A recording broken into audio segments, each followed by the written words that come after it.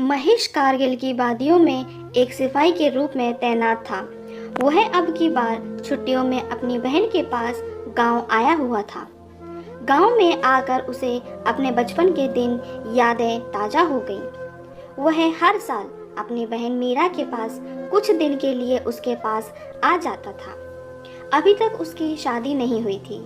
एक दिन उसने गांव में एक लड़की श्वेता देखी। वह लड़की उसकी बहन मीरा के पड़ोस की थी।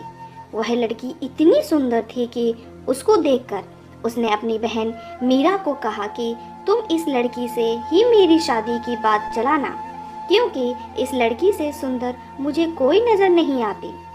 आज उसकी बहन ने उसका रिश्ता उसी लड़की से करवाने के लिए उसने अपने भाई को अपने गांव बुलाया था। वह अपनी बहन मीरा के घर पहुंचकर मीरा को बोला कि इस लड़की के माँ बाप से तुमने मेरी शादी की बात की। मीरा बोली, हाँ, मैंने इसके घर वालों से तुम्हारी शादी की बात चलाई है। यह लड़की हमारी जात की नहीं है। महेश बोला, मुझे जातवाद से कुछ नहीं लेना। फिर मीरा ने कहा, देख भाई, उसके पिता के पास तुम्हें देने के लिए इतना दहेज भी नहीं है।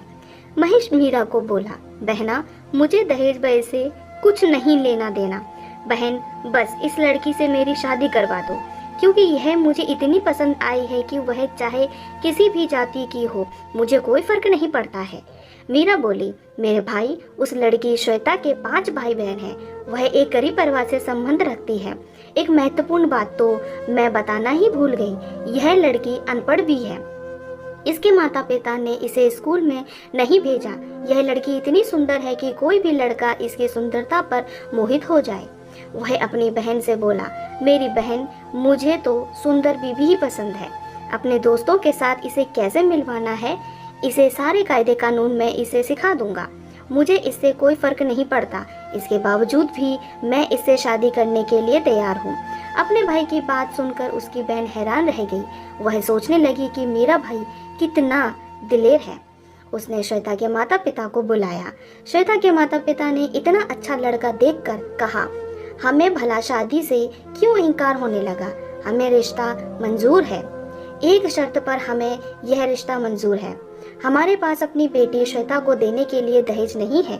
उसने उनके मम्मी पापा को कहा कि कल शादी के लिए अच्छा मुहूर्त है। आप हम दोनों की कल ही शादी करवा दो।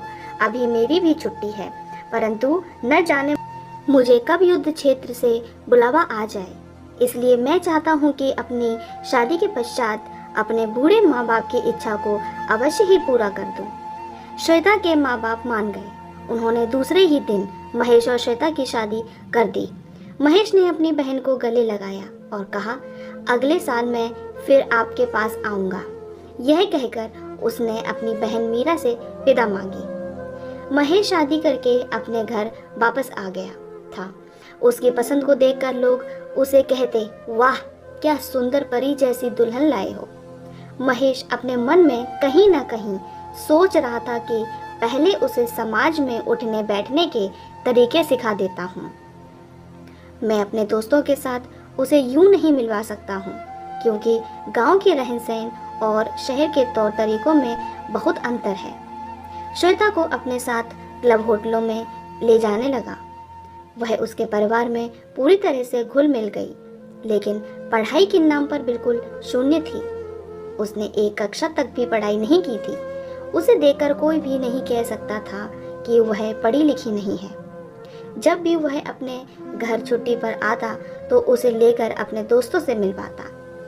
महेश के माँ बाप ने उसे एक दिन कहा था कि बेटा, बहू देखने में तो सुंदर है, परंतु है तो हमारी तरह अनपढ़, क्योंकि अब तो घर में 3 अनपढ़ इकट्ठे हो गए हैं। मैं, तुम्हारी माँ और अब ये बहू।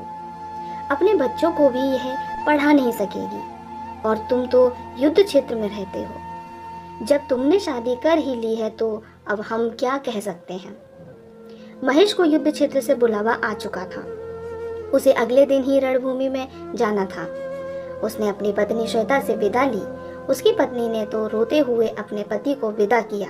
वह बोला, अरे पगली, अपने पति को हंसते हुए विदा करते हैं, क्योंकि मातृभूमि की रक्षा करने का अवसर तो किसी किसी भाग्यवान को ही मिलता है।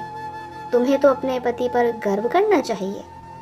उसने अपने पति के माथे पर तिलक किया और वह उसे जाते हुए उसे बाहर तक छोड़ने गई। महेश को गए हुए काफी दिन हो चुके थे। एक दिन उसके घर पर तार आई। डाकिया तार देकर गया।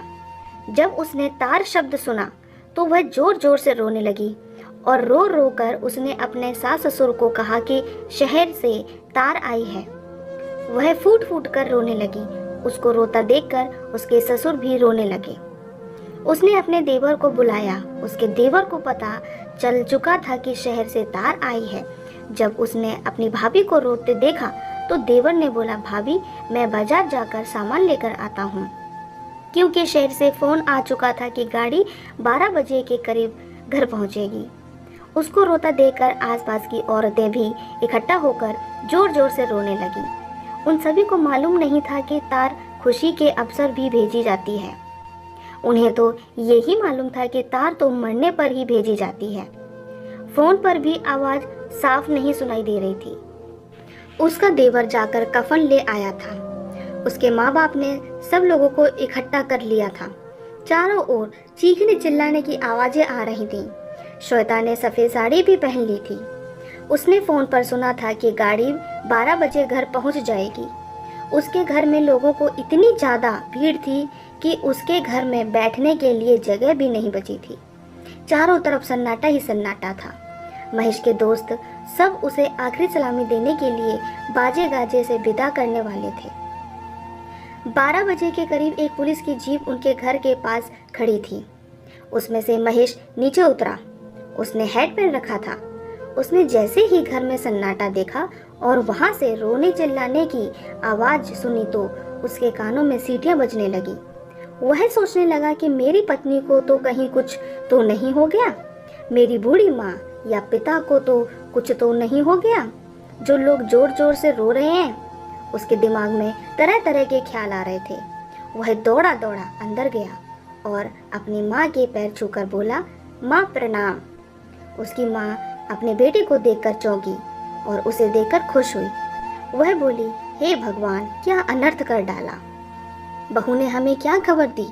महेश बोला कि मैंने अपने आने की खबर आपको तार के माध्यम से दी थी। वह बोला, और फोन पर यह भी कहा था कि 12 बजे तक हम आ जाएंगे। महेश की बूढ़ी माँ अपनी बहू के पास आकर बोली, अरे तुमने यह क्या अनर्थ कर डाला, मेरा बेटा तो जिंदा है। वह बोली कि आज सुबह ही डाकिया तार देकर गया था। मुझे क्या पता था कि तार में अच्छी खबर भी होती है। मुझे तो पता था कि तार में बुरी खबर ही होती है। यह बातें मैंने मोहल्ले में अपनी सहेलियों को बताई। जिसने सुना वह भी यहाँ आ गए। महेश को कहीं न कहीं अपनी गलती का एहसास हुआ कि मैंने अपने लिए सुंदर बहू चुनाव तो कर लिया, मगर उसे तौर तरीके सिखाने के बजाय उसे शिक्षा दिलवा दी होती तो आज ये दिन न देखना पड़ता। वह सारी जनता को संबोधित करते हुए बोला, मैं आज आपको एक सच्चाई से अवगत कराना चाहता हूँ। मैंने अपनी पसंद की लड़की से शादी की। इसकी सुंदरता पर मोहित हो गया था और मैंने सोचा कि वह भी मुझे मेरे तौर तरीके सीख कर मुझे खुश कर देगी।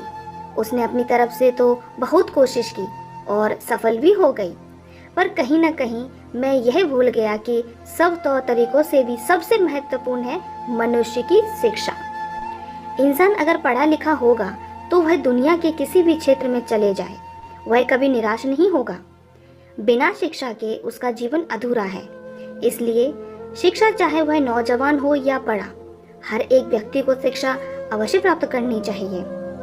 इस बात के लिए मैं श्वेता को दोषी नहीं ठहरा सकता, क्योंकि मैंने उसे कभी शिक्षा प्राप्त करने के लिए जोर नहीं लगाया।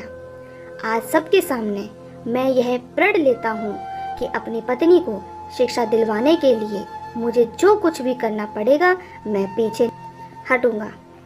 उसने श्वेता का हाथ पकड़ते हुए अपने दोस्तों से मिलवाया और कहा कि मेरी पत्नी बिल्कुल अनपढ़ है। इसके पिता ने उसे कभी स्कूल नहीं भेजा, परंतु आज से मैं इसे पढ़ा लिखा कर काबिल इंसान बनाऊंगा। मैं चाहे जीवित रहूं या नहीं, वह अपने बच्चों को तो अच्छी शिक्षा दिलवा सकती है। उसने प्रौढ़ शिक्षा केंद्र जाकर अपनी पत्नी की पढ़ाई के लिए एक खत लिखा। उसकी पत्नी ने प्रौढ़ शिक्षा केंद्र में जाना स्वीकार कर लिया था। वह वहां पर जाकर काफ़ी कुछ पढ़ना लिखना सीख गई थी। जब वह अपने मायके आई तो अपनी माँ को भी उसने कुछ कुछ पढ़ना लिखना सिखा दिया था। यह कहानी उस समय की है जब तार के माध्यम से ही संदेश भेजे जाते थे। मुझे उम्मीद है दोस्तों कि आपको ये कहानी अच्छी लगी होगी। अगर अच्छी लगी हो तो मेरे चैनल को लाइक, सब्सक्राइब और शेयर करना ना भूलें। आपका बहुत बहुत धन्यवाद।